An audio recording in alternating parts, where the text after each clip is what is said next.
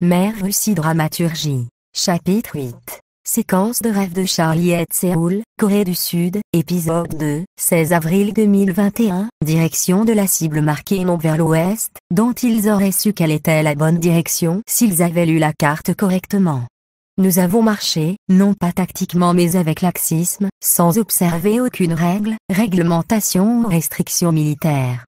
Les autres marchaient si près les uns des autres qu'une seule grenade à main aurait pu les éliminer tous. Au lieu de laisser de l'espace entre les membres de l'équipe, ils ont agi comme s'ils marchaient vers un terrain de camping pour faire griller des guimauves et raconter des histoires de fantômes une fois la nuit tombée. Ils ne se comportaient pas comme une tâche militaire chargée d'accomplir une mission du monde réel qui affecterait grandement ceux qui attendaient l'apparition des libérateurs. Nous avons marché pendant une trentaine de minutes avant que l'un des civils se soit plaint de l'odeur.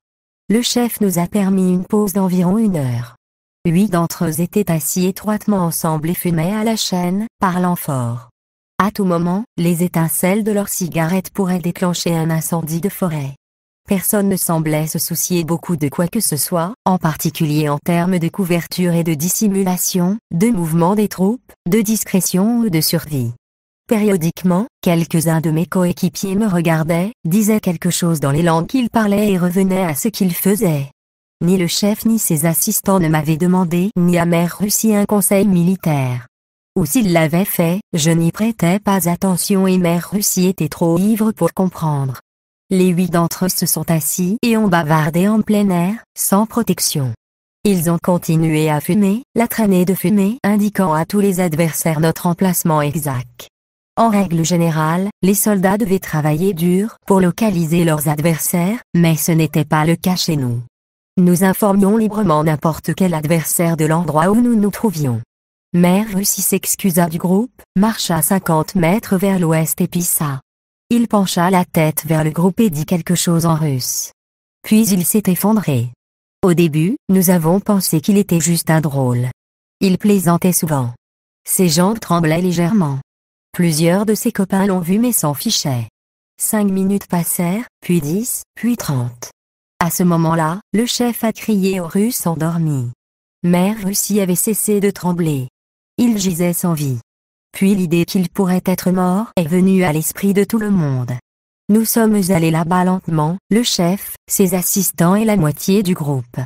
J'étais quelque part au milieu et les autres étaient à l'arrière. Nous nous tenions dans une formation en fer à cheval. Mère Russie faisait face au sol. Il n'était pas tombé en arrière mais s'était plutôt effondré en avant. Ses bras et ses jambes étaient écartés sur ses côtés dans une position étrange. Il ne respirait pas. Une mousse blanchâtre effrayante coulait de sa bouche. Nous nous sommes tenus en silence et avons regardé. D'autres ont continué à fumer en chaîne. Le chef a poussé l'épaule gauche de Mère Russie à l'aide d'un bâton qu'elle avait trouvé à proximité. Pas de réponse. Le chef a ordonné à ses assistants de renvoyer Mère Russie. Ils ont refusé. Le chef s'est tourné vers les autres. Un par un, ils ont tous refusé. Le chef m'a dit quelque chose. Elle voulait que je l'aide à retourner Mère Russie. J'ai ramassé plusieurs branches du sol à proximité. Le chef et moi en avons glissé plusieurs sous la section médiane de Mère Russie pour le soulever et le retourner. Plusieurs autres, y compris les assistants, ont crié d'horreur en voyant les yeux incolores et le nez ensanglanté de Mère Russie. Soit Mère Russie avait été mordu par quelque chose de toxique, un cobra royal peut-être, soit il avait trop bu. Ou peut-être que le taux d'alcool dans sa circulation sanguine était si élevé que, mélangé à l'air toxique, il l'avait fait mourir rapidement. Nous nous sommes arrêtés et avons regardé le corps sans vie de Mère Russie sans but. Nous n'étions pas perdus dans nos pensées et ne ressentions aucune peine pour l'ivrogne. Au contraire, le chef était figé sur place, et nous sommes donc restés sur place aussi. Plusieurs heures se sont écoulées. Nous sommes restés dans la formation en fer à cheval, regardant le Russe décédé. Plusieurs heures se sont écoulées. Le soir est arrivé. L'obscurité commença à tomber et un vent froid passa. Le chef voulait que nous couvrions nos corps avec tout ce que nous pouvions trouver à proximité. Tous les 8, nous nous sommes dispersés pendant que nous allions chercher, revenant bientôt avec des brindilles, des branches, des feuilles et tout ce qui pouvait être transporté ou transporté. Nous avons tout placé sur la défunte Mère Russie avec tous ses effets personnels à l'exception de ses armes à feu et de ses munitions. Le chef avait pris possession de ces objets. Nous sommes retournés à nos spots d'origine. Mes compagnons avaient laissé leurs armes et tout le reste derrière eux alors qu'ils s'occupaient plutôt de Mère Russie. Nous avons campé au même endroit. Cela faisait presque 24 heures depuis le débarquement, et nous avions parcouru moins d'un mile. Pendant que la dirigeante et ses assistants discutaient du statut de Mère Russie avec Bunker Zulu, nous avons tous trouvé des endroits confortables pour dormir pour la nuit. Une personne a commencé un feu de joie. Nous nous sommes assis autour de lui. Tous les ennemis sauraient notre emplacement à des kilomètres de distance. Notre bon tir était la seule lumière sur toute l'île rocheuse. Il n'y avait pas de garde. Nous avons tous les 8 dormi en même temps. Je suis resté éveillé aussi longtemps que j'ai pu, en maintenant un certain niveau d'étiquette militaire.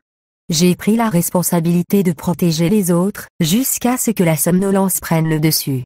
Puis, un peu avant minuit, après avoir veillé à protéger les 7 autres, je me suis assoupi. Au début, j'ai cru rêver en entendant les cris des loups. Je rejetais le son et m'assoupissais à nouveau. Quelques minutes plus tard, les loups hurlèrent à nouveau, semblant plus proches qu'avant. Je me suis levé rapidement et j'ai scanné la zone. Le NVG attaché à mon arme à feu principale était inutile à moins que ce que je regardais soit à portée de main. Mère Russie dramaturgie. Chapitre 8. Séquence de rêve de Charlie Séoul, Corée du Sud, épisode 2, 16 avril 2021, direction de la cible marquée non vers l'ouest, dont ils auraient su quelle était la bonne direction s'ils avaient lu la carte correctement. Nous avons marché, non pas tactiquement mais avec laxisme, sans observer aucune règle, réglementation ou restriction militaire.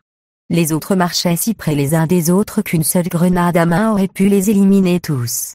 Au lieu de laisser de l'espace entre les membres de l'équipe, ils ont agi comme s'ils marchaient vers un terrain de camping pour faire griller des guimauves et raconter des histoires de fantômes une fois la nuit tombée.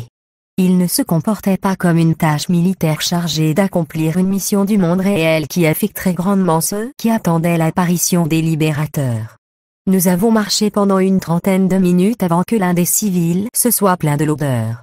Le chef nous a permis une pause d'environ 1 heure. 8 d'entre eux étaient assis étroitement ensemble et fumaient à la chaîne, parlant fort. À tout moment, les étincelles de leurs cigarettes pourraient déclencher un incendie de forêt.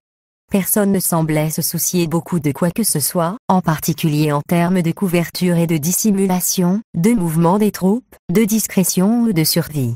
Périodiquement, quelques-uns de mes coéquipiers me regardaient, disaient quelque chose dans les langues qu'ils parlaient et revenaient à ce qu'ils faisaient. Ni le chef ni ses assistants ne m'avaient demandé ni à Mère Russie un conseil militaire.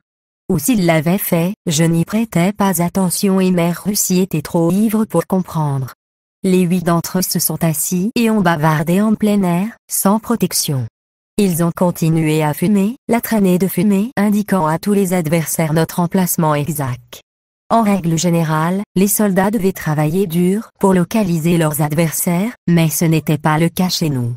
Nous informions librement n'importe quel adversaire de l'endroit où nous nous trouvions. Mère Russie s'excusa du groupe, marcha 50 mètres vers l'ouest et pissa. Il pencha la tête vers le groupe et dit quelque chose en russe. Puis il s'est effondré. Au début, nous avons pensé qu'il était juste un drôle. Il plaisantait souvent. Ses jambes tremblaient légèrement.